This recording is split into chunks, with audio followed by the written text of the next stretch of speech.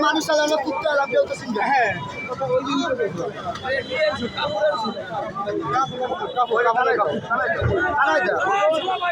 আর এখানে তো টানাই আমরা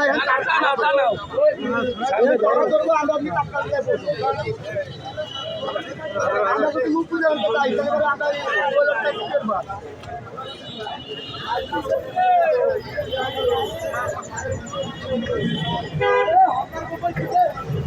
আমরা